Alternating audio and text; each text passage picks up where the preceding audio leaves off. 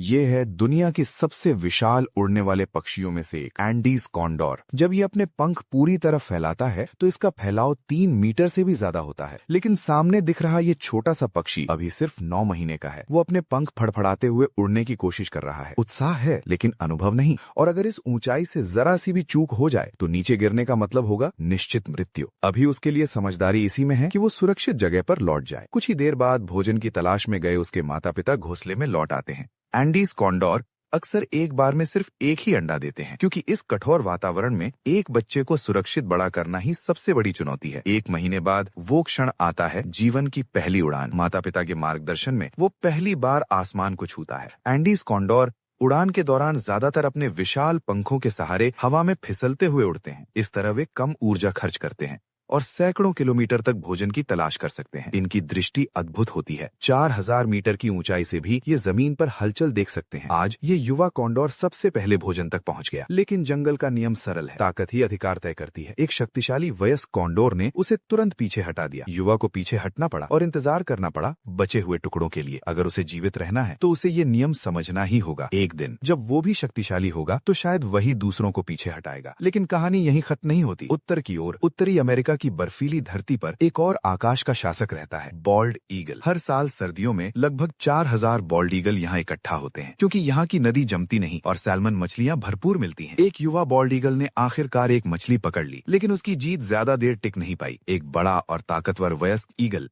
उसकी ओर झपटा और जोरदार चीख के साथ घोषणा कर दी, शिकार अब मेरा है। युवा ईगल भूखा था, लेकिन उसके पास लड़ने का साहस नहीं था। फिर भी इस ठंडे मौसम में हर एक निवाला जीवन और मृत्यु के बीच का फर्क बन सकता है। जैसे जैसे और ईगल वहां पहुंचने लगे, संघर्ष और भी तीखा हो गया। तब उस युवा ईगल को एहसास हुआ, सिर्फ सहते रहने से भोजन नहीं मिलता, जीवित रहने के लिए कभी कभी लड़ना पड़ता है। इस बार वो पीछे नहीं हटा, उसने पूरी ताकत से हमला किया। कोई डर नहीं, कोई झिझक नहीं, और आखिरकार अपने संकल्प के बल पर वो अपना शिकार वापस ले आया। ये अनुभव उसे बदल चुका था। अब वो पहले जैसा नहीं था, क्योंकि प्रकृति में जीवित वही रहता है जो सीखता है और सही समय पर संघर्ष करना जानता है।